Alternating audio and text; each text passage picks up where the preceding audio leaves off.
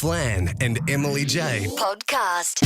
Alex Perry, good morning. Welcome to our show. Good morning, guys. Thanks for having me. I'm going to put it straight out there. I don't like picking favourites between two teenage girls because they're both equally beautiful. But Yes. I feel like... What are you feeling? Which team are you on? I think I'm on Team Alina. Right. Did I say her name right? Elena. Elena. I feel like I'm on her team. I just feel like she's got a really exotic look. Actually, Yes. They're both exotic. They both look the same. They don't look the same. Where you've got two girls who look like that, how do Yeah. you choose what's kind of the funkiest in the market at the time? I haven't heard that word for a very long time. The funkiest. Yeah, we're old. It now means smell. No, I know it does. Look, you can't. I found it difficult last week when we had to go from 4 to 2 because after the girls were shot in Milan, I thought that each of them, had their best picture. They were all so beautiful. It's really difficult. When it's kind of I almost like it when there's a clear winner. Then you can just go, okay, it's her. But there isn't here. They're both so good.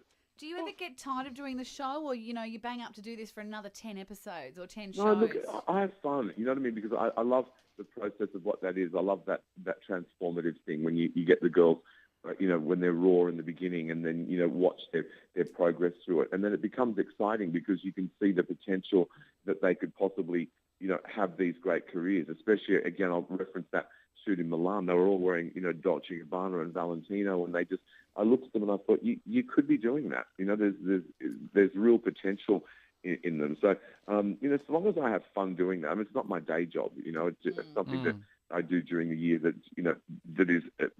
is just different, and I enjoy it. Well, let's talk day job. I'm intrigued. I've got in front of me a list of people that you've dressed over the years who love your stuff.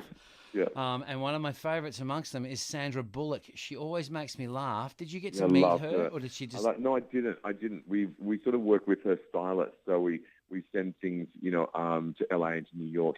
And she was on I did an interview ages ago, and they said, who would you like to dress? And I remember saying Sandra Bullock, and I remember them looking at me like, what do you mean? It was before she become super famous, but I loved her from the beginning. Yeah, me too. When we dressed her, it was this real moment for me.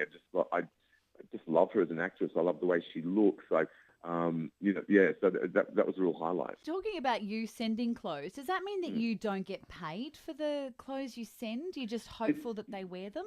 Yeah, but when it's on that level, when it's people like, Jennifer Lopez or, like Sandra Bullock, like those kind of girls.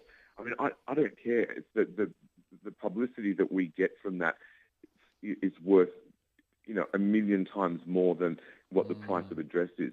So we're strategic about it. There's certain people that we will send things to and certain people that we won't because it has to be on brand for me. We who we used to dress 10 years ago and who we dress now, it's very different. So you've got to keep it focused, about what that is. So yeah, no, we don't get those. We gift those things to those people. But the thing is, once they've worn them once, they're not going to wear them again anyway. But it's just a really great, brand building exercise for me.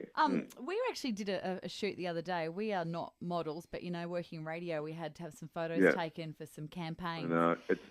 Try doing it when you have to stand next to Megan Gale and Jennifer Hawkins and the Stenmarks, and you're like a hobbit. Like you got to pluck up the courage to do that. Oh, I know. I get the Hobbit feeling. Don't worry about that. We've got another one on Wednesday, actually. They want to do like an outdoor one. It's got to be lit, even if it's outdoors. You need to have like reflectors and like screens that sort of like diffuse the sunlight. You've got to have like screens and diffusers to make sure that you're not standing in the searing sunlight. You will never get a good picture, and you'll never want to have your picture taken again. Seriously. I went to a christening the other day, and everyone was standing outside the church saying, let's take a photo. And I just looked at everybody. It's like, you have got to be insane. It's like, the 1 o'clock sun, and nobody's going to put this into this picture anywhere. Did you nearly take your sunglasses off the top of your head and put them on your eyes? I thought about it, and just thought, no, but I can squint with purpose. I've been on that show for 10 years and not learnt anything. You're so good. Alex Perry, you are a legend. Australia's Next Top Model concludes tonight. Enjoy the rest of 2016. Merry Christmas. Flan and Emily Jade for breakfast. Podcast.